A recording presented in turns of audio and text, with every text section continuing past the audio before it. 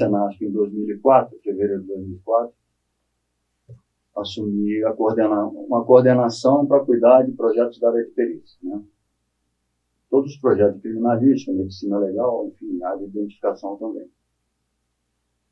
E já existia o plano de segurança pública do então governo do PT, que tinha tomado posse no início de 2003, que previa a utilização de banco de dados, em forma geral, tanto de banco de dados de impressões digitais e de DNA, para a resolução de casos criminais, para ajudar na questão do combate ao homicídio e violência. Quando eu cheguei lá, seguindo o plano do SUSP, que era o Sistema Único de Segurança Pública, tinha lá um projetinho feito pelo coordenador anterior, de implantação de laboratórios regionais de DNA, né, que era o carro-chefe desse projeto. Era um projeto barato, de 10 milhões, eram 9 milhões para a área de DNA, 725 mil para a área de microscopia eletrônica e varredura e 125 mil para a área de entomologia forense. Com parcerias definidas com universidades e institutos de perícia, certo? Enfim, o plano estava pronto. Quando eu cheguei lá, tinha um Senasp novo que falou: executa esse plano, e vai mudando ele na medida do possível. Só que esse plano de segurança pública, que era ciência e tecnologia aplicada à segurança pública, lá já fazia menção da utilização do banco de dados, desses dados para fins de acumulação de banco de dados. Então, quando eu comecei a tocar o projeto, e na verdade eu comecei a tocar, era só eu na equipe, né? Foi com a ajuda de colaboradores, tem 2 aqui que me ajudaram muito nisso, e peritos estaduais, que eram os colaboradores. A Senasp vivia de colaboradores. Não tinha. Então, nós começamos primeiro com a implantação dos laboratórios regionais, certo? E, em cima disso, nós fizemos a primeira reunião, que o Buchmiller e o Jacques participaram, juntamente com peritos estaduais e alguns professores, o Antônio, o Fábio, a Cristina do Rio Grande do Sul, tinha o Jorge Castro lá do MC também. Enfim, nós sentamos com um grupo para elaborar aquele documento, que foi o começo de tudo, praticamente. Então, uma reunião, se não me engano, em abril de 2004, em que a gente montou o esqueleto da ação de implantação dos laboratórios regionais de DNA. A partir daquilo ali, aí o projeto começou a se prender. Foi quando a gente definiu os cursos de especializações que os peritos iam ter que fazer nas universidades e o conteúdo dos cursos práticos avançados, que seria tipo job training, que ia ter para peritos que já tinham expertise naquilo, mas precisava, porque o que acontecia? Como não tinha uma política pública contínua, vamos dizer assim, antes daquilo, então o pessoal se virava, né? O Estudo DNA de Brasília já funcionava, o do Paraná já funcionava, Belo Horizonte funcionava, e tinha alguns que não funcionavam muito, Rio Grande do Sul funcionava mais ou menos. São Paulo funcionava. São Paulo funcionava. Então a gente começou uma política para fazer uma coisa homogênea, que pegasse quem não tinha nada, quem já tinha mais ou menos, e quem estava mais adiantado. E isso deu muito estresse, porque o ambiente da perícia sempre tem muita vaidade, né? Sempre teve um de cabeça coroada, sempre reclamaram muito das coisas, não cabe aqui citar nome, mas assim, e como o Brasil é muito desigual, o objetivo do projeto era nivelar todo mundo para cima. Então, para isso, a gente tinha que oferecer as mesmas condições para todos. Veja se eu estou certo em como eu vejo a importância disso para a criação do banco de DNA. Eu vejo isso como a criação da base para a posterior criação do banco de DNA. Qual foi, então, essa base que foi construída nessa época de 2004? A padronização de exames de DNA em perícias criminais, a criação de laboratórios regionais de DNA e a formação de peritos e especialistas em genética forense para criar o que tu chamava de massa crítica, né, para que essa tecnologia se desenvolvesse no Brasil, né, e também para fomentar a cultura do DNA como instrumento de prova. Sim, tudo isso consta no primeiro documento. Exatamente isso. Esse documento que eu citei, o objetivo principal, que é esse último que você falou, é multiplicar a cultura de utilização do DNA como instrumento de prova. Que é um termo muito usado pelo Luiz Antônio. E ele sempre participou desde o início, né? Bom, enfim, com isso nós montamos vamos dizer assim, os laboratórios mínimos, que a gente chama de DNA, e definimos quais seriam os primeiros laboratórios regionais. E aí trouxemos peritos que ficaram especificando trouxemos e já existiam aqui, né? O Jacques, o Buchmiller, o Castro, o Sergei, que estava nessa reunião, ajudou muito. A Patrícia, o Estevão, um monte de gente. E aí, isso tudo está nos meus arquivos de computador lá. Tem lá a listagem do laboratório mínimo. Tem uma zona lá no arquivo. Aí, nós licitamos esses laboratórios, né? A Senasp, na época, tinha uma política de aquisição centralizada. A gente comprava as coisas na Senasp e entregava para os estados. Isso nas diversas áreas. E na perícia não foi diferente. E o cara que mais atuou nessas situações foi o Buchmiller. Ele sumiu de lá por uns tempos. Um dia ele voltou com os pregão tudo feito. Ficou muito bom. Um alívio. No final do ano ele veio com essa notícia. Foi um alívio. 2004, né? Mas, assim, em resumo, essa primeira fase, o Jacques colocou muito bem. Que constava, assim, nos objetivos desse plano de segurança pública, constava tudo isso, que era a aproximação da comunidade pericial, da comunidade de professores de universidade, da comunidade mais científica, né? Para poder ter uma padronização, assim, vamos dizer assim, validada dos métodos, porque o DNA ele vem da área universitária, ele vem da área de muita tecnologia. Então, e era bem recente, né? É uma coisa que estava vindo para o Brasil e vindo com tudo, né? Vindo com tudo. Então, a gente aproveitou essa maré e adquirimos. O primeiro ano foi o mais difícil. Depois que a gente adquiriu, que a gente foi para os eventos que a Senasp fazia e falamos dos nossos objetivos, aí nós ampliamos até o leque do DNA, começamos a fazer cursos de balística, de química forense, toxicologia forense, fonética forense, e assim, não teve um investimento tão maciço como a área de DNA, mas teve uma importância fundamental de poder tirar toda a responsabilidade dessa área das forças dos peritos da Polícia Federal e espalhar para os estados. É uma coisa muito importante. Teve vários grupos de trabalho. Mas, enfim, aí,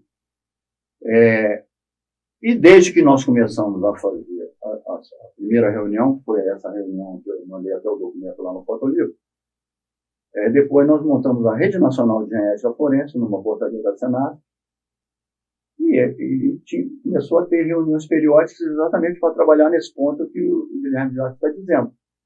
Que eram questões mais de rede de peritos de DNA, para a questão de padronização, de laboratório, né, de exames laboratoriais, com vista já a montar critérios mínimos de inclusão em bancos de dados futuramente.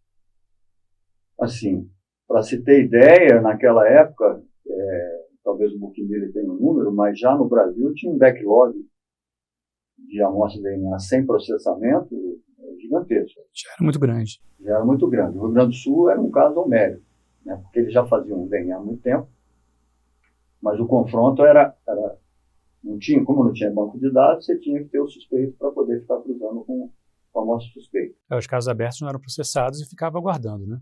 Exato. E por falta de dinheiro também, eles não tinham dinheiro, não tinham recurso para poder fazer análise daquilo tudo e já mantendo uma planilha lá qualquer, mesmo que não fosse o banco definitivo. Agora a gente está falando de um momento que eu acho que é interessante, que hoje, por mais que você tenha falado que grupos de trabalho de outras áreas foram criados também naquela época, Hoje, a gente vai discutir com colegas de outras áreas, balística que está criando agora o SNAB, né, os bancos de dados, né, e outras áreas também tentam criar os bancos de dados.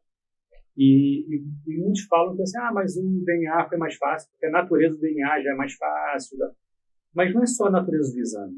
Essa organização que aconteceu ali em 2004, 2005, e eu costumo falar isso, aquela organização foi muito importante para a gente conseguir ter hoje algo tão bem estruturado que outras áreas ainda está tentando se estruturar, né? Então, padronização de exames que o Jacques falou. Isso aí a gente começou a fazer antes de montar rede, antes de vários laboratórios começarem, a gente já tinha padronização de exame, entre outras coisas. Então, esse momento é muito importante para que a gente conseguisse, no final, ter um banco de dados que a gente pode chamar de sucesso. Né? Eu acho, só um adendo aí, eu acho que é muito importante porque, assim, o DNA, ele era um modelo, a gente via outros países na Europa, nos Estados Unidos, com vários resultados importantíssimos. O DNA, ele já estava sendo difundido no começo dos anos 2000, tinha o programa do Ratinho, tinha o caso do Glória Trevi, o caso Pedrinho, isso já criava uma comoção. E os peritos, como você falou, né, cada estado, laboratório ia se criando, ia pegando os melhores ali, mas mesmo assim, por mais abnegado que fosse o profissional, era uma tecnologia muito nova, né, não existia nem... Hoje a Polícia Federal tem uma área específica, né, assim, a ideia é se fazer concurso já captando os melhores geneticistas forenses, pessoas já focadas nessa área, mas na época nós tínhamos químicos, farmacêuticos, biólogos, e a maioria dos estados já tinham anos de formado, como era o meu caso, e quando eu chego na Polícia Federal, eu chego no laboratório em 2006, eu mesma tive que passar por um nivelamento, né? O mesmo curso, inclusive eu faço o curso com Tocantins, meus colegas de sala são de outros estados, porque o DNA, por mais... parece que a natureza do DNA, ela uniformizou isso, mas ao mesmo tempo ela trazia um desafio a mais, porque não era pegar um biólogo que fosse o primeiro lugar do concurso, ou o melhor, o mais antigo da área, e jogar no laboratório que ele ia saber necessariamente o que fazer, porque eram coisas ali muito específicas, e nós estávamos, e até hoje, né, você tem milhões de novidades o tempo todo, é uma área que requer muitos estudos, né, muitos até provocavam, assim, de uma maneira saudável a gente, que a gente ficava lendo muito, né, então assim, mas vocês estão estudando demais, né, e tem um monte de coisa para fazer, mas é necessário, e isso foi para mim, como profissional, muito importante, e eu acho que para vários colegas, o que você quis dizer no começo de uma equalização do saber, né, você pegar pessoas mais experientes no laboratório, o mundo forense encontrando com o mundo acadêmico, e você nivelando isso entre áreas e intra-áreas, né? Você nivelando isso entre os laboratórios de perícia também. A área do DNA, eu vejo como um diferencial, como o Burco falou, e tudo isso que você falou é importantíssimo. É que,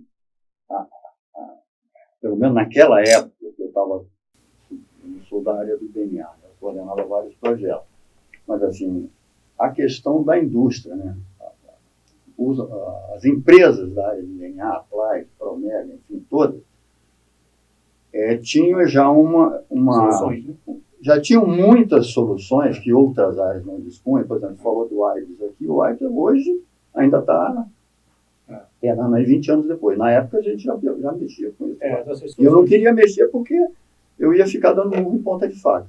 A questão do DNA estava praticamente assim, em evolução, mas estava, em termos laboratoriais, kits estava tudo pronto, sequenciadores aí de última geração. Então, assim, o parque tecnológico entrou com aquele laboratório mínimo, mas já com uma tecnologia de ponta, muito atual, né? Não era um sistema mais antigo que tinha, que eu nem lembro mais o nome, vocês vão lembrar, que era tipo um scanner, quando fizeram esse sequenciador automático, foi um achado.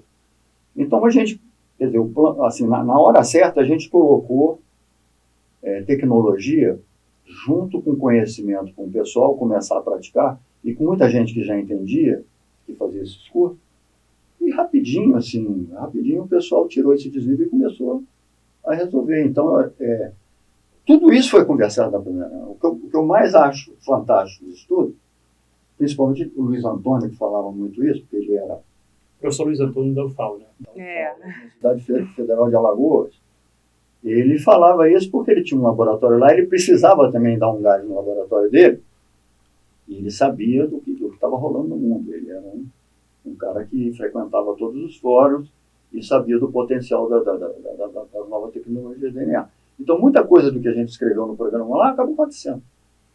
A gente só não contava que ia conseguir implantar o banco. E nós conseguimos.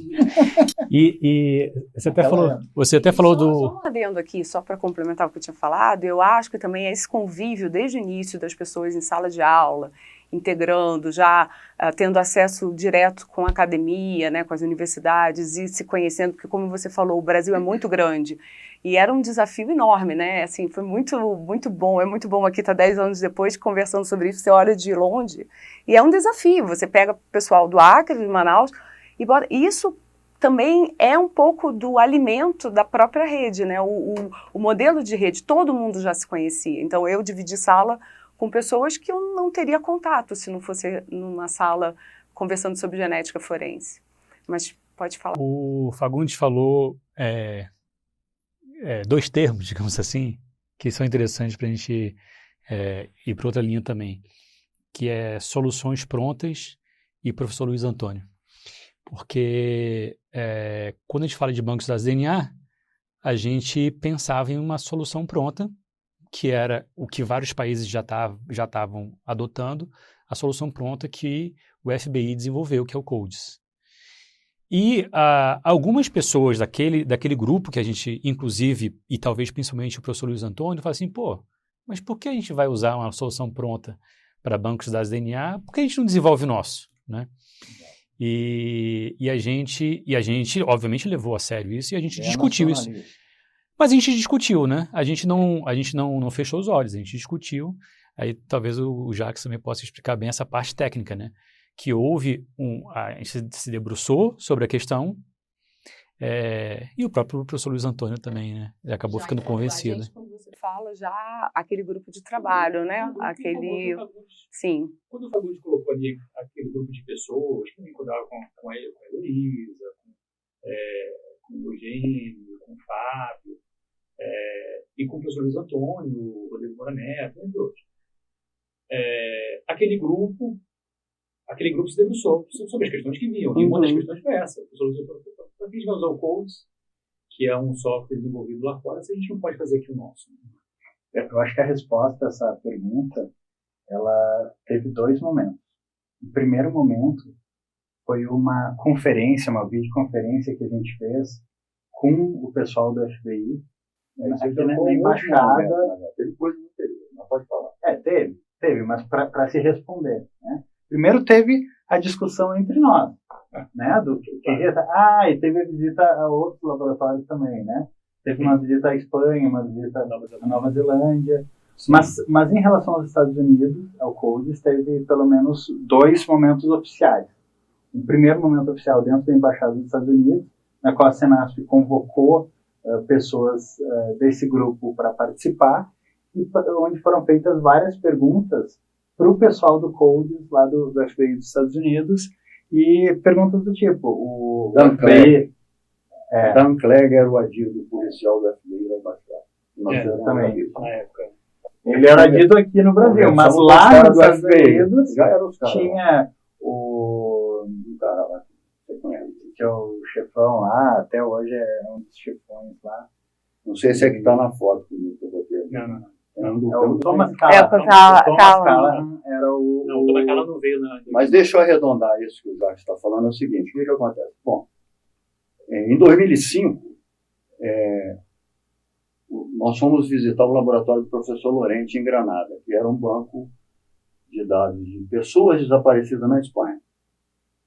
O Luiz Antônio era um insistente em montar uma tecnologia nacional e tal. E assim, dentro do grupo eu tinha que torear todas as vertentes, né, que tinham dentro do grupo. E, enfim, a gente começou a discutir. Visitamos, fizemos uma visita lá. O Lorente sempre foi um entusiasta do DNA, independentemente se era o projeto Fênix, que era o que ele tocava ou não, né? Depois disso, o Fábio com a Norma, o Fábio conhecia um cara lá na Austrália ou Nova Zelândia, que tinha um banco que era uma tecnologia inglesa, semelhante ao banco que tem na Inglaterra. Ele foi lá ver, a Norma, que era da área de informática, foi junto, enfim.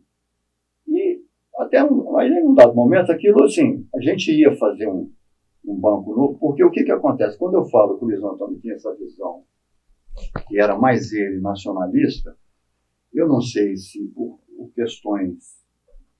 Isso é o pensamento dele, mas também é que o coordenador anterior que estava lá na Senat tinha uma ideia semelhante, né? Tanto que ele tinha encomendado, que não tem nada a ver com o DNA, por o IME, Instituto Militar de Engenharia, fazer o RIC, implantar o RIC no Brasil. Ele já tinha feito essa encomenda. E acabou não dando certo. Quando a gente assumiu, acabou que o projeto não evoluiu. Mas assim, então o Luiz Antônio ele tinha essa visão nacionalista, até que num dado momento, e a gente começou a conversar com a embaixada americana, a gente viu que tinha uma coisa pronta, que a própria Espanha, né, que eu fui lá visitar Usava. A própria Espanha tinha Usava. um CODES, a Alemanha tinha um CODES, o Chile já tinha. Vários países usavam codes. E aí a gente, bom, em vez da gente ficar assim, quem levantou muito essa bola foi o Sergei. Ele falou, gente, é o seguinte, vamos conversar sobre o CODES, depois que a gente conversar sobre o CODES, a gente toma alguma opinião, o que a gente vai fazer. E aí nós conversamos e vimos que tinha muita facilidade, né? E que a gente não ia, se tivesse que montar um grupo de trabalho para montar um banco de dados brasileiro, talvez a gente até hoje estivesse dando muito ponto de faca. Não tinha saído. Porque são coisas que você desenvolveu uma tecnologia assim, sob encomenda, dentro do ministério, é complicado. Ficou... Até porque o Brasil precisava conversar com outros países, né? Você teria que criar algo próprio e que também fosse compatível. Essa é a movimentação. Né, de eventualmente, crimes que envolvam Interpol, internacionais e tudo. Autorizado.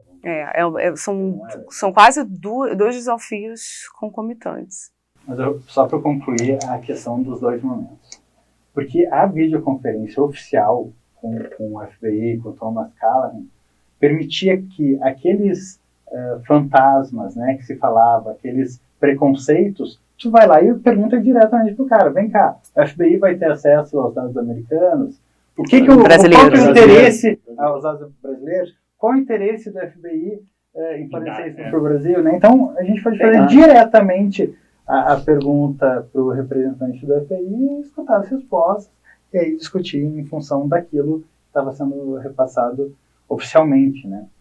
E o segundo momento que teve, que o Buchmeier deve ter levantado essa bola também para mim responder, é que a gente fez depois uma visita ao FBI, aos locais onde se desenvolvia e onde se treinava em relação a esse software, e eu tive lá junto com um perito de informática, o perito Coelho, que já tinha desenvolvido o Sistema Nacional de Criminalística, e onde ele também pôde ter acesso ali a qual era a tecnologia que era usada e tal, e ele também pôde dar o parecer técnico dele em relação à situação, né? O Brasil ia demorar muitos anos para desenvolver, custaria muito, não teria gente para fazer, se fizesse seria uma coisa muito inferior, e além disso tinha segurança, e também quando sai uma nova versão, quando se cria uma versão, ela vem cheia de bugs e tu vai desenvolvendo e corrigindo e aperfeiçoando. Então aquele sistema naquele momento estava na versão 5.4.7, já tinha tido muitas melhorias, né? Então o Brasil desenvolveria a versão 1 do sistema, que jamais poderia competir, né, ou ficar tão boa quanto uma versão 5.7.4 muito mais desenvolvida. Bom, dentro desses fantasmas que o Jacques citou aí, da questão da videoconferência lá, então, assim, vários peritos, chefes de laboratório, inclusive, o próprio Luiz Antônio, o pessoal achava que ia ser muito difícil passar uma lei desse tipo aqui no Brasil pela tradição aqui no Brasil de essas questões de você não produzir prova contra si mesmo, enfim, etc, etc.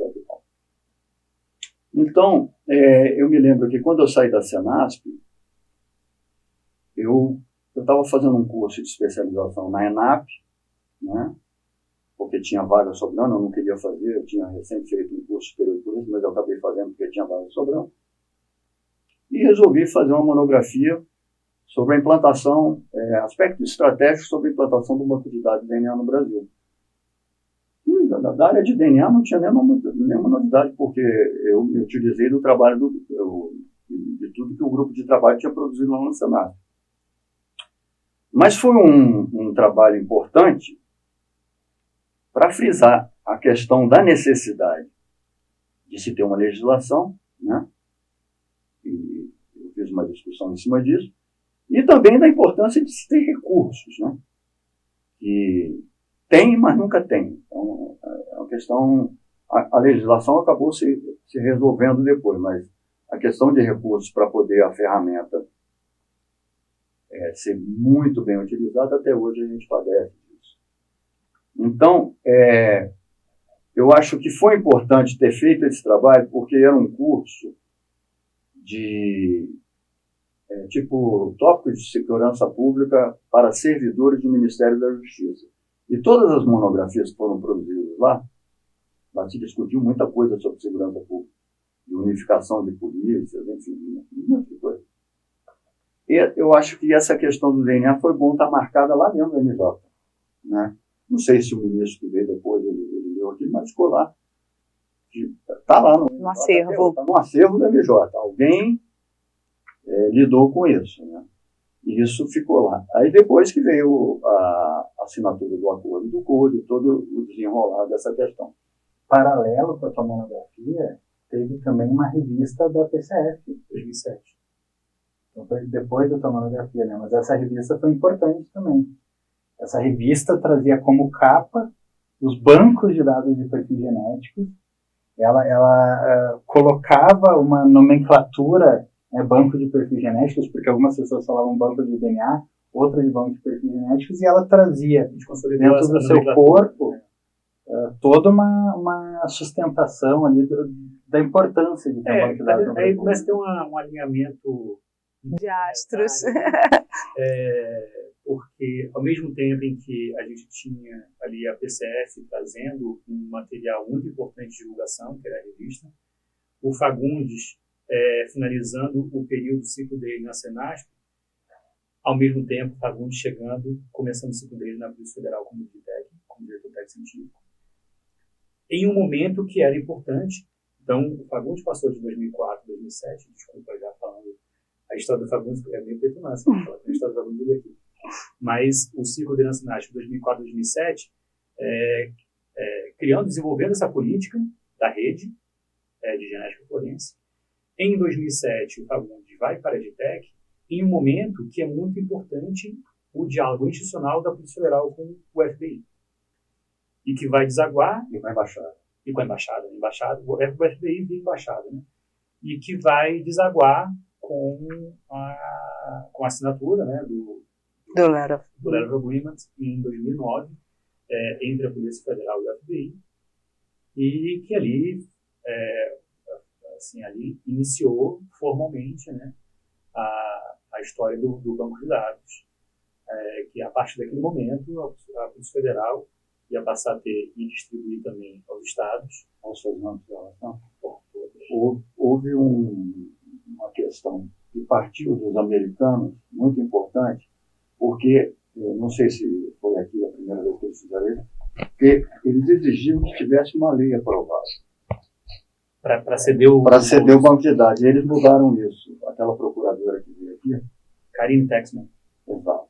Ela falou, não, vamos inverter. Ela conhecia, eles conhecem o Congresso brasileiro, conhecem a nossa problemática. Então, até um certo momento, né, o Brasil não conseguiria, por mais que a gente tivesse decidido que a gente ia partir para o acordo com o FBI, para ter o CODES, o Brasil não conseguiria o CODES porque o FBI tinha esse critério. Olha, isso só vai ceder para país que tiver legislação já aprovada.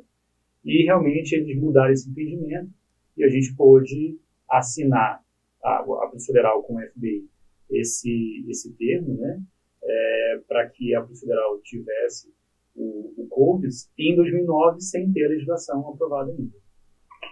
Mas aí talvez seja bom esclarecer que não é para usar o CODES ao arrepio da lei, não é? Sim, isso que eu ia falar agora. É usar o CODES nas funções que eram cabíveis, com vestígios e com pessoas desaparecidas. Somente vestígios. O que ficava impossibilitado de usar era o cadastramento de condenados, indiciados, esse tipo de público. Não tinha uma lei para isso, né? Mas a gente tinha respaldo legal para usar o banco de dados, ligando vestígios, relacionando diferentes locais de crimes, talvez encontrando criminosos seriais e também ajudando a identificar pessoas desaparecidas. Que a assinatura do CODES foi em 2009 e imediatamente depois veio o primeiro uso. E uma coisa que a gente tem que observar é que esse momento está concomitante aos acordos de cooperação técnica com os estados, né? Como nós já caminhávamos juntos como um grupo de trabalho e tudo, nesse mesmo evento do Letter of Agreement também foi assinado com vários secretários de segurança pública um entendimento de cessão do uso do CODES com um plano de trabalho, e aí o Jacques lembrou muito bem, com regras muito bem pactuadas entre os estados e a Polícia Federal e a própria Senasp, que também tinha um papel fundamental ali como fomentadora dentro da política que você citou muito bem, que continuou depois da sua saída, felizmente, né? Então a Senasp também se colocou como corresponsável para que essa história de sucesso fosse consolidada, e isso foi um momento muito ímpar, muito bonito, porque também os estados, eles não eram, da mesma forma que o Brasil não foi imposto em momento nenhum nós usarmos o CODES, e havia todo um estudo técnico para isso, os estados também eram voluntários. Então nós recebíamos cartas do governador, do secretário de Segurança Pública, de adesão ao uso do CODES, muito bem esclarecido pelos peritos locais que já estavam caminhando conosco. Então isso tudo se encaixou, como o Buchi bem falou, né, uma conjunção muito bem construída, e isso se encaixou muito bem lá na frente, porque todo mundo já se conhecia, todo mundo já conhecia o trabalho, havia uma transparência muito, muito boa, muito tradicional entre o trabalho ali do grupo, e isso foi muito fluido quando chega o CODES no Brasil. Ele, ao mesmo tempo, ele chega e já é distribuído para os estados. Está sendo resolvido nos laboratórios, nos cursos, e isso sempre ia para a imprensa. E o papel foi fundamental isso, porque logo em seguida tivemos o Air France, né? E meses depois a gente já estava usando pela primeira vez o CODES 6, que o Jacques falou que era o 547, mas é o 574. E naquela época o CODES criminal e o Desaparecidos veio depois, e ele era um software separado. E nós usamos, assim, num caso muito triste, né, de muitas mortes, de pessoas de vários países, 30, se eu não me engano, e a gente usou pela primeira vez com vários casos de sucesso. Isso elevou muito o nome do Brasil no cenário internacional. Sim. Em relação a isso, eu diria o seguinte. Primeiro, em relação ao Letter of Agreement, em relação aos acordos de cooperação técnica, né, é importante que todo mundo entenda que talvez um dos principais desafios que a gente tem na segurança pública é a falta de integração e diálogo entre a União e os Estados, né? E eu acho que no DNA a gente conseguiu avançar muito nisso, tendo uma efetiva colaboração, integração e esse trabalho em rede. Então, quem olha hoje acha que o comitê gestor foi criado em 2013. Mas, em 2009, por meio desses acordos de cooperação técnica, já existia uma adesão por parte dos estados e concordando que para que tudo funcionasse em rede, existisse um órgão um colegiado central, ali. Um colegiado.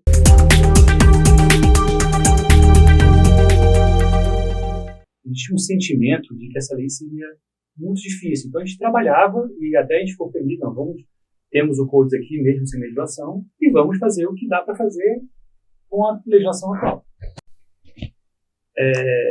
Mas, assim, existem alguns acasos que nos ajudam, né? Desde que a gente, obviamente, esteja preparado. E teve um acaso de um colega nosso, do Piauí, o chefe do CETEC do Piauí, o Arthur, que ligou para mim, ligou para a Agitec, o Fagundes da Agitec, em 2009. A gente já tinha assinado, a Federal já tinha assinado o acordo com a FBI, então a gente já tinha o CODES. E o Arthur ligou para a gente e falou assim, olha só, Vuk, eu era vice-presidente da PCF em 2009, eu era presidente.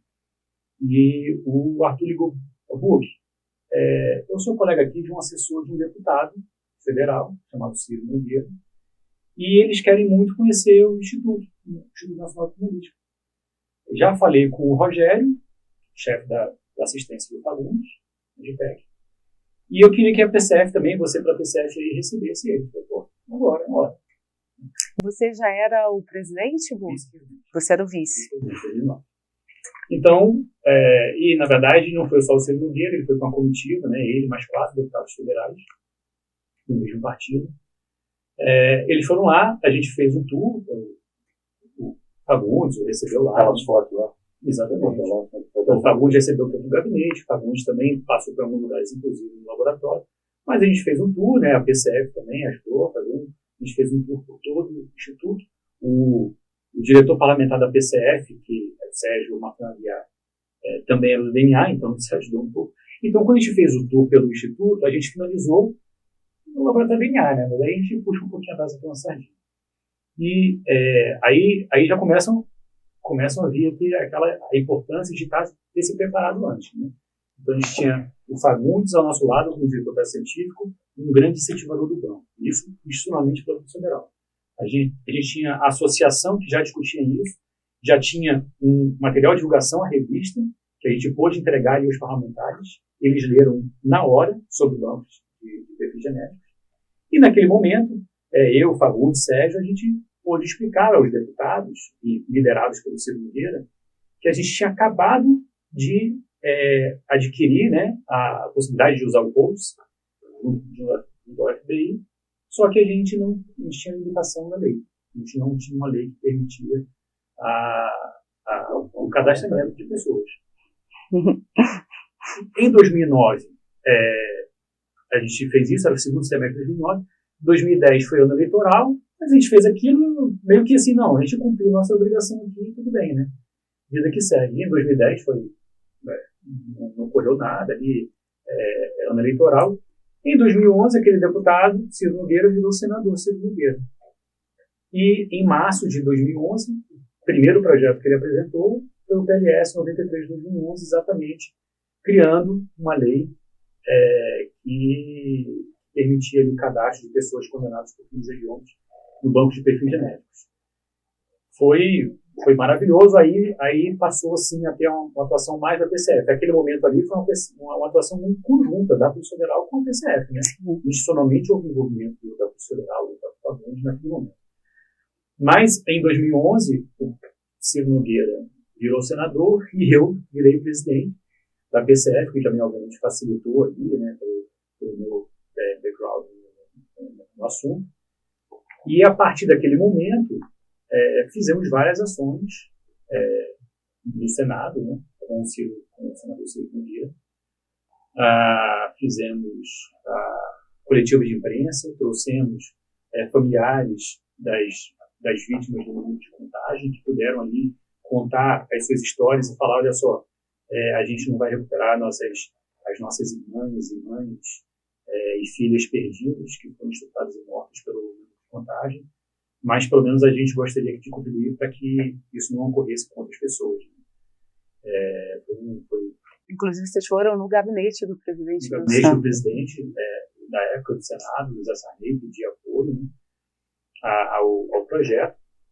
Esse projeto, claro, teve implementação. O Ministério da Justiça inicialmente se opôs ao texto colocado pelo Ciro Nogueira, e depois até pelo relator, que foi o Demóstenes Torres, e apresentou um substitutivo. Só que o relator, em vez de substituir, ele e adicionou, então ficou a ideia original do Ciro Nogueira de fazer a identificação dos condenados e também dos investigados, aí via sugestão do Ministério da Justiça. Houve essa tramitação, fizemos uma outra ação muito importante. Antes de entrar nessa questão, com certeza a gente tem que chegar nela, só que você falou muito brevemente da coletiva de imprensa com os familiares do maníaco de contagem. E eu só queria pontuar aqui o seguinte, até aquela coletiva de imprensa com os familiares do maníaco de contagem, todo o foco da discussão da legislação era ninguém é obrigado a produzir prova contra si mesmo. Só se olhava no criminoso, no condenado, nos direitos individuais. E ninguém olhava para as vítimas, para as pessoas que estavam morrendo, sendo estupradas. Então, o caso do maníaco de contagem colocou de uma forma muito evidente a importância do banco de DNA para tu conseguir interromper um criminoso serial e, com isso, salvar vidas. Se houvesse, isso foi falado lá, né? Se houvesse uma legislação efetiva, obviamente, de bancos de DNA, talvez a primeira vítima ali acontecesse, mas a segunda, terceira, quarta, quinta... E com até breve... O maníaco de contagem, ele já tinha cometido um latrocínio. Sim. Então ele tinha que estar cadastrado no banco de DNA. E, Jacques, e sendo muito rápido aqui, a questão do inocente, né? Uma das vítimas, o marido foi culpado. Então, para quem está nos assistindo, vale a pena depois olhar o caso do maníaco de contagem. Foi um caso, assim, realmente que foi o ponto de não retorno, talvez, né? Para o entendimento da importância do banco de dados. Foi. Aí a gente teve um outro momento, né, porque na verdade foram vários momentos, a gente tem um outro momento que também consideramos muito importante, que foi mostrar a alguns parlamentares a ferramenta no seu uso, né?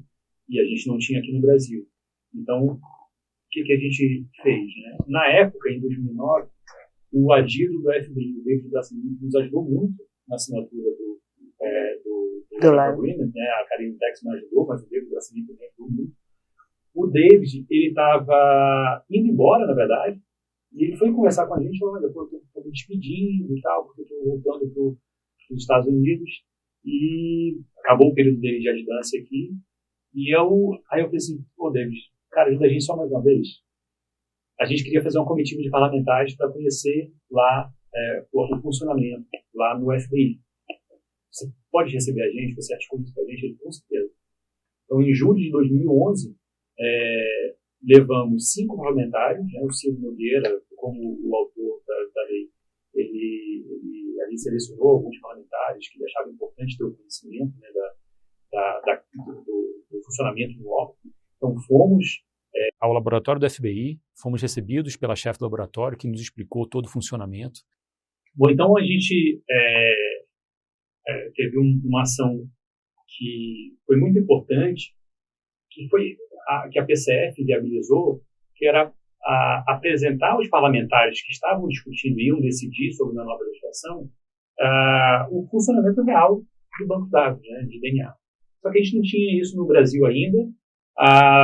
Quer dizer, a gente tinha no Brasil apenas com vestígios de pessoas desaparecidas. Então a gente não poderia mostrar como era o funcionamento com essa parte de cadastro de pessoas, de registro de pessoas no banco de dados de perfil genético. Então, decidimos levar alguns parlamentares aos Estados Unidos, né, que até hoje, né, é o que tem melhor consolidado e tem uma estrutura, inclusive, parecida com a do Brasil, né, por ter vários estados.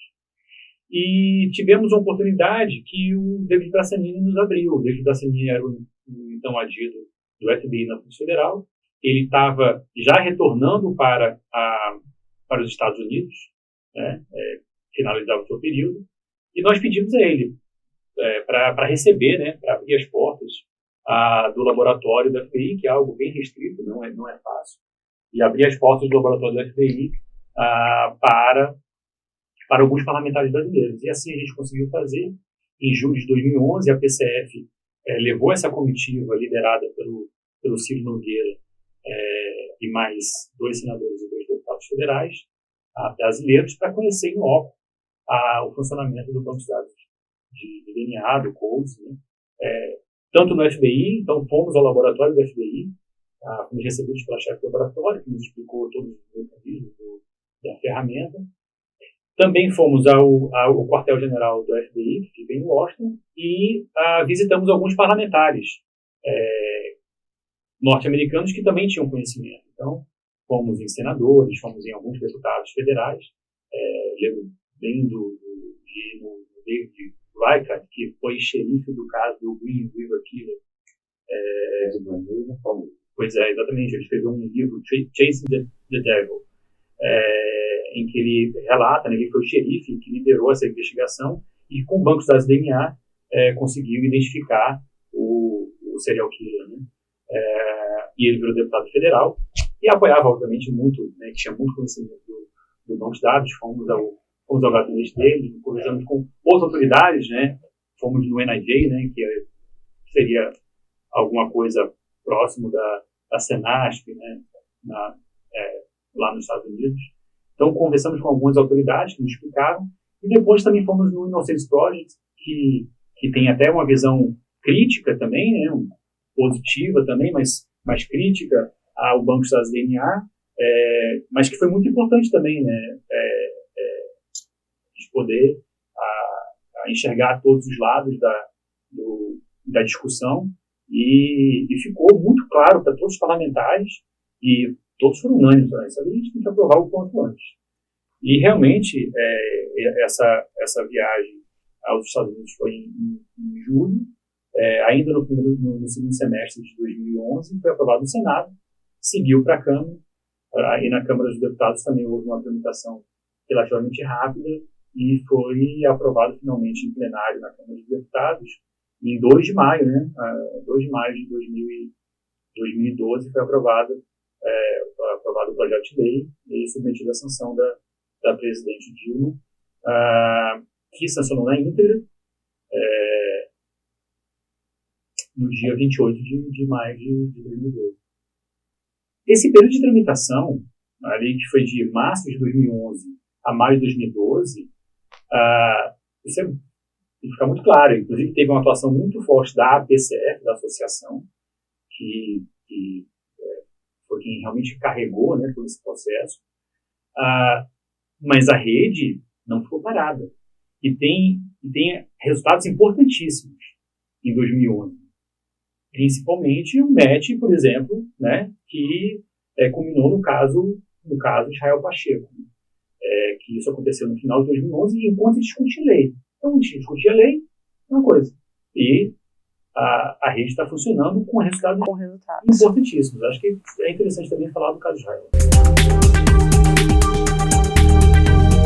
A gente estava vendo vários casos entre vestígios, né? Então a gente tinha realmente essa torcida para que a lei realmente tramitasse mais rápido e fosse sancionada, porque na medida, já no Air France, quando a gente viu o potencial da ferramenta, o quão rápido era colocar os perfis genéticos saídos do laboratório dentro da base de dados, né? Ela é um algoritmo ali, né? Um repositório que você coloca amostras desconhecidas, perfis desconhecidos, você rapidamente tem os resultados, às vezes em segundos. E daí a gente já tinha ali os estados reportando matches locais, mas sempre vestígios, porque não havia ainda, né, se botava ali perfis coletados de cena de crime, não se sabia ainda quem era, né? Então eu acho que isso é importante, né, Jacques, que um desses casos, só entre vestígios, quando se foi ver era um estupro, eram 3 estupros, e quando se foi olhar, existia um suspeito. E esse suspeito não, um condenado, né? E quando se foi ver, o DNA não era desse condenado. E aí você vai contar um pouquinho do Israel, até a parte que foi até discussão no Supremo. O caso Israel, ele começa com 2 reportagens importantes do jornal Zero Hora, uma do final de 2011 e outra no início de 2012. A primeira, de final de 2011, ela relata o primeiro uso do banco de dados de DNA no Rio Grande do Sul. Então eles pegaram pouco mais de uma centena de casos. O IGP do Rio Grande do Sul. Isso, Instituto Geral de Perícia do Rio Grande do Sul. Então, eles receberam lá o code, tanto falou aqui e vamos usar. Né? Mas como até o Fagundes tinha comentado, eles só faziam casos fechados, só faziam casos que tinham suspeito, então eles tinham lá mais de uma centena de casos de agressão sexual, então eles pegaram aqueles perfis genéticos relacionados a essas agressões sexuais, inseriram no banco de dados, e o banco de dados foi que mostrou para eles que 3 desses casos tinham o mesmo perfil genético. Mesmo agressor. Indicando o mesmo agressor. Né? Então eles foram ver lá a papelada, viram que os 3 casos tinham acontecido na mesma região de Lajeado, lá no interior do Rio Grande do Sul, e passaram esse resultado para a Polícia Civil, e saiu essa primeira reportagem, né, dizendo do sucesso que provavelmente achou um estuprador serial. O problema é que num desses casos havia um homem, um rapaz, o Israel de Oliveira Pacheco, que havia sido reconhecido pela vítima e condenado pelo crime, mesmo já tendo um laudo de DNA dizendo que o DNA não era dele. Então passou essa primeira vez, né, o laudo de DNA foi ignorado ou interpretado erroneamente, e ele acabou sendo condenado com base no reconhecimento pela vítima. E aí, quando saiu então, em 2012, a Zero Hora foi atrás, conversou com o Israel, conversou com a vítima falou, espero que eu não tenha me equivocado, já mostrando a fragilidade que é o reconhecimento pela vítima, dava mais informações sobre esse caso, entrevistou o juiz e entrevistou, inclusive, um desembargador que havia negado a revisão criminal em relação a esse caso, né? Que o Israel sempre alegou que ele era inocente. Acaba que o desembargador processa o jornal, né, por calúnia, difamação, o processo passa a tramitar em segredo de justiça, e o que a gente imaginava que deveria acontecer, que é o Israel ser solto, nada disso. Israel continuou preso, entrou com um novo recurso de revisão criminal, e nessa revisão criminal o Tribunal de Justiça negou, a desembargadora relatora propôs que ele fosse absolvido, mas o outro desembargador revisor, que já tinha negado anteriormente o recurso do Israel, manteve, falou que o laudo de DNA não tinha o percentual, que de quem era aquele DNA com certeza, porque só dizia que tinha uma alta probabilidade de ser do fulano, e o fulano já tinha sido julgado por aquele crime e já tinha sido condenado como coautor de um roubo. Né? Então os dois foram julgados juntos, foram processados juntos. O Israel, que era o inocente, e o Jackson, que é o que tinha o mesmo perfil genético batendo nos 3 crimes. Né? Então o Jackson acabou dizendo, não, ok, já que vocês encontraram esse laptop, esse celular comigo, eu admito que eu participei do roubo, mas não fui eu que cometi o estupro. Quem cometeu o estupro foi o Israel. Sim. E aí largou o Israel nessa situação. O Israel acabou sendo reconhecido pela vítima, enquanto o Jackson foi elogiado por ter assumido o roubo, acabou respondendo até em liberdade, recebendo uma pena mínima, enquanto o Israel foi condenado a 13 anos de prisão. Então, ele foi, nesse primeiro recurso de revisão criminal, foi negado. A Defensoria Pública conseguiu anular o primeiro julgamento, porque ele não teve direito à defesa, não tinha ninguém representando Israel no dia do primeiro julgamento da revisão criminal. Então, o Tribunal de Justiça foi obrigado a julgar novamente essa revisão criminal, né, porque o primeiro julgamento foi anulado pelo STJ. No segundo julgamento, o Fantástico estava lá, ao vivo, para filmar, jurava que ele ia ser inocentado. O Tribunal de Justiça do Rio Grande do Sul manteve a condenação, e acabou que teve um recurso do habeas corpus que levou para o Supremo Tribunal Federal, e aí no Supremo Tribunal Federal, em uma situação inédita, né, um recurso de habeas corpus é muito comum que seja apreciado de forma muito genérica, sem se aprofundar na questão. A situação era tão séria que o Supremo Tribunal Federal de fato se debruçou sobre a questão e viu que era um absurdo o que estava acontecendo ali. Né? O reconhecimento, além de ser uma prova muito frágil, no caso do Israel, o reconhecimento foi feito totalmente em desacordo com a lei, né? A lei diz que outras pessoas de aparência semelhante têm que ser colocadas lado a lado. Antes do reconhecimento, a pessoa tem que descrever como é que era o agressor. Aí, no caso do Israel, não foi feito nada disso. Simplesmente foi ele que foi apresentado, a vítima não tinha descrito ele antes, então teve toda uma... Sem falar que tinha outras pessoas ali que disseram para a vítima, olha, ele tem histórico de menor infrator, então teve toda uma contaminação ali que culminou no reconhecimento do Israel. É muito emblemático, né, Jaque, esse caso do Israel, porque mostra muito eu acho que exemplifica, né, muito do que a gente sempre falou, da importância dos bancos em uma população carcerária que a gente tem a terceira maior população carcerária no planeta, né, tantas pessoas às vezes sem julgamento ou condenados com provas assim muito frágeis. E o DNA a gente sempre levantou a comunidade desde o começo da importância da inocência, né? Como ele é capaz de apontar inocência. E também de revelar casos que às vezes as pessoas não têm mais fé de que vão ser resolvidos, como o caso da Raquel Genofre, né? Que a colega de local de crime lá, a menina foi morta em 2009, teve a consciência, naquela época já se falava muito da importância da coleta de DNA.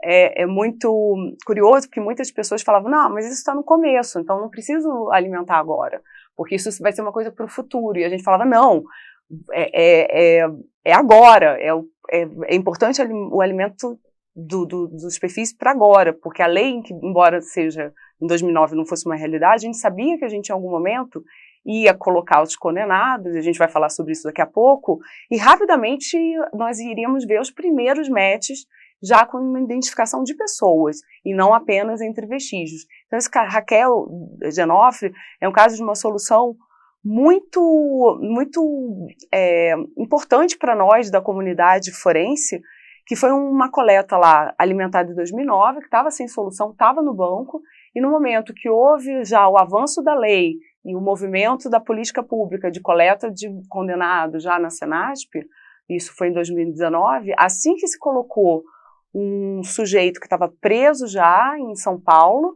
esse crime foi revelado na mesma hora. Então, eu acho que a gente pode falar aqui dessa política, da importância da política pública depois da lei, depois do advento da lei, como isso mudou o perfil dos resultados no banco de DNA. O caso da Raquel Genofre, né, claro que vocês sabem, já pega mais alguns detalhes, mas ele traz algumas coisas, alguns aspectos muito importantes do banco de dados. Né? O mais óbvio é a identificação do autor de um crime absurdamente bárbaro que chocou uma cidade, talvez até o estado inteiro. Teve repercussão nacional, mas teve uma grande comoção em Curitiba. E, obviamente, identificar o criminoso é muito importante, claro. Mas também tem outros aspectos do mesmo caso, né? Por exemplo, parece que mais de 100 indivíduos foram levados como suspeitos e fizeram exame de DNA. Perfeito. Ou seja, se tivesse já naquele começo o perfil genético do criminoso lá no início, você não precisaria passar por tudo isso. Alguns desses, inclusive, acho que chegaram até a ser indiciados, se não me engano. Então, assim, você evita muita coisa assim. Então, quando, por exemplo, você falou de Israel, né, em alguns desses momentos pode uma pessoa que está sendo acusada, primeiro que só ser acusado e ter que se defender já é um trauma por um crime desse que tem uma comoção absurda, você imagina. Então, assim, tem vários aspectos, né? Agora, claro, a identificação do criminoso é muito importante e a gente não pode colocar em estatística, né? Eu vi uma entrevista da mãe da Raquel Genofre, e que sempre foi muito atuante, né? E ela mesma já falava, quando deu 10 anos da morte da filha, ela já estava assim, não sei se eu vou conseguir ver a identificação desse filho.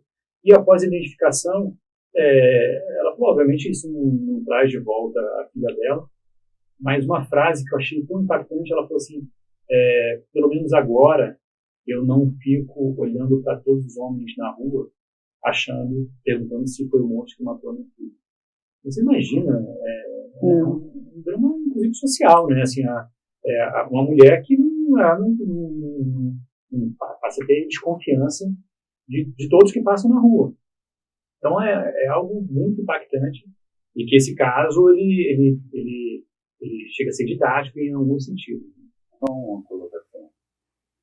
Na verdade, quanto mais amplo for a utilização do banco, ele melhora o trabalho da polícia. Que é o que você está falando aí. A polícia não fica dando cabeçada, reconhecendo errado, e uma série de procedimentos, às vezes até invasivos demais, uma determinada pessoa que não tem nada a ver com aquilo. Então, assim, essa é a lição, até porque o assassino ele já estava no sistema prisional lá em Sorocaba, no caso da Raquel Genoff. Então, assim, por outro tipo de crime, ele não estava cadastrado ainda, eu não sei se era por causa do tipo de crime, ou porque a amostragem em cima do pessoal do sistema carcerário ele não estava amplamente implementado, e ele tinha condição de ter a amostra coletada. Então, o que acontece? Com a política funcionando 100%, você vai melhorar o trabalho da polícia, você vai diminuir a utilização de técnicas mais arriscadas para identificar criminosos. Eu acho que essa é uma reflexão importante, já que a gente está falando dos 10 anos da lei, né? A gente tem uma lei que foi aprovada em 2012, então por que o crime da Raquel Genoff não foi esclarecido em 2012 ou em 2013? Por que ele só foi esclarecido em 2019? O que aconteceu entre 2012 e 2019 para ter esse lapso, né? E claro que é fantástico a gente ter esse resultado, a identificação de um criminoso bárbaro como esse, mas por que demorou tanto, né? A gente tem que refletir aqui que a aprovação da lei ela foi recebida, principalmente no mundo jurídico, com restrições, de tal forma que o auge dessas restrições e críticas chega quando a Defensoria Pública de Minas Gerais entra com recurso no Supremo Tribunal Federal questionando a constitucionalidade da coleta de DNA de condenados. Então, existe um recurso extraordinário no Supremo Tribunal onde isso é questionado. Então, esse tipo de resistência em relação à coleta de DNA de condenados, ele ainda existe,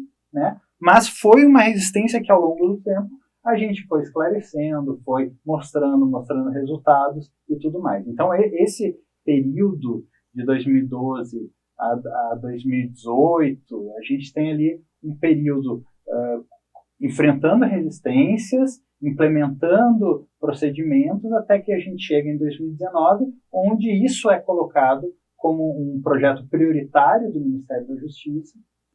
E aí, então, se incentiva financeiramente, né, se adquire kits de coleta, se impõe, se coloca e se cobra metas de cadastramento de condenados, e a partir de então, no caso específico do Estado de São Paulo, ele praticamente não tinha condenados cadastrados no Banco Nacional de Perfil Genético até 2019. E em 2019 ele assume uma meta de cadastrar 10 mil condenados, com ênfase nesses criminosos de altíssima periculosidade que tinham condenação por crimes sexuais. Então, dentro desses 10 mil, um deles era um preso de Sorocaba que havia 10 anos antes... Só um parênteses, né? Cumprir uma meta para cumprir a lei. Só isso. Porque não é uma meta fora... na verdade, uma meta que é uma parte da lei, né? Porque se fosse cumprir toda a lei, seria muito mais do que os 10 mil. O que o Jacques trouxe aqui é muito importante, que é a questão do investimento. Foi feito um investimento, principalmente em 2019, 2020, e que trouxe resultados claros, óbvios, palpáveis, como o caso da Raquel Genoff, que apesar de ser um caso episódico emblemático, ele está dentro de uma estatística que reforça muito que o investimento em banco de dados vai trazer resultados. O que a gente espera é que esses investimentos continuem, que a política de cumprimento da lei, ela ela continue. Acho que isso é fundamental.